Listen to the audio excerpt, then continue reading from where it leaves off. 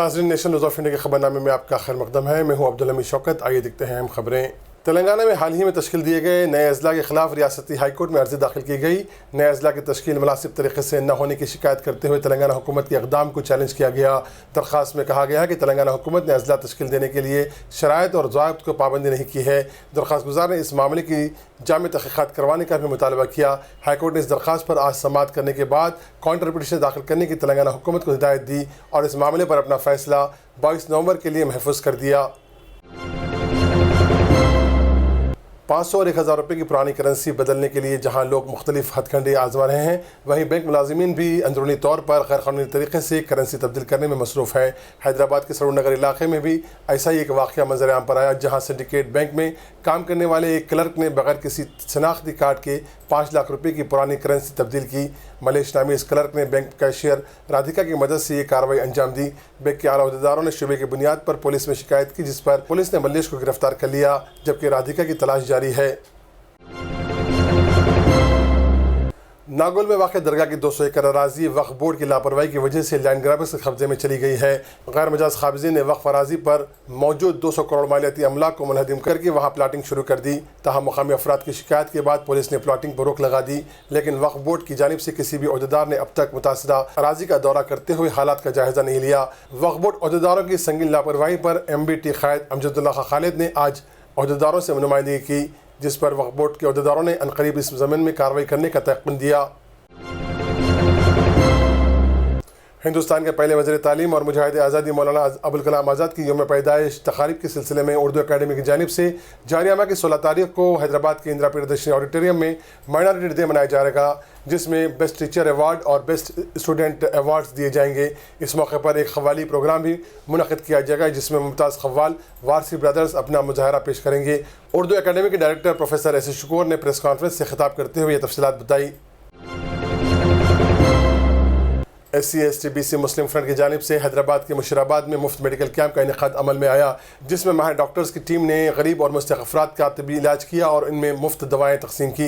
इस मौके पर कैंप से इस्तेफ़ादा करने वाले अफराद को मुहलिक अमराज जैसे डेंगू और चिकनगुनिया से बचाव के लिए एहतियाती तदाबीर से वाकिफ़ करवाया गया और इस सिलसिले में हुकूमत की जानिब से चलाई जा रही स्कीमों की तफसीलात भी बताई गई। तलाक़ सालिसा और यूनिफॉर्म सिविल कोड के मौज़ू पर all India backward and minority communities employees federation BAMCEF की जानिब से भोपाल में कौमी इजलास मुनक़िद किया गया। बामसेफ के 33वें कौमी इजलास में मुख्तलिफ मकाद फ़िक्र के साथ साथ मुस्लिम दानिश्वरों और ऑल इंडिया मुस्लिम फसला बोर्ड के अरकान ने शिरकत की। इस जलसिया में मुक़र्रिरीन ने यूनिफॉर्म सिविल कोड के नफाज और तलाक़ सालिसा के मामले पर हुकूमत के रवैये को शरई मामलात में मुदाखलत से ताबीर किया। बामसेफ ने तलाक़ सालिसा के मामले में ऑल इंडिया मुस्लिम फसला बोर्ड के मौक़िफ़ की न सिर्फ तायद की, बल्कि अदालत में भी इनके साथ खड़े होने की भी यकीन दिलाया।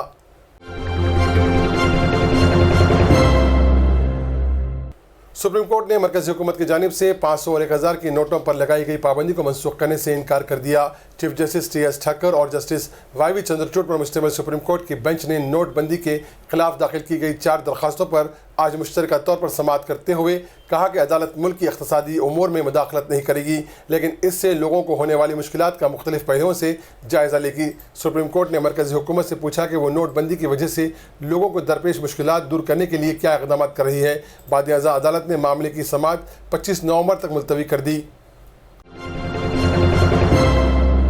कल से शुरू हो रहे पार्लियामेंट के सरमाई इजलास से एक रोज़ कबल वज़ीर आज़म नरेंद्र मोदी ने कुल जमाती इजलास मुनक़्क़िद किया।